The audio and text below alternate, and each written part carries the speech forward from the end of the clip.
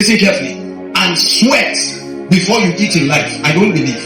Let me tell you why. When God made that statement to Adam, it was an act of punishment. Am I against agriculture? I am not. I'm saying that if you want to go into agriculture, don't go into it with the mindset of we are suffering and this is the way. No, sir. Because there are many people who are into agriculture and they are making money out of it. Am I right?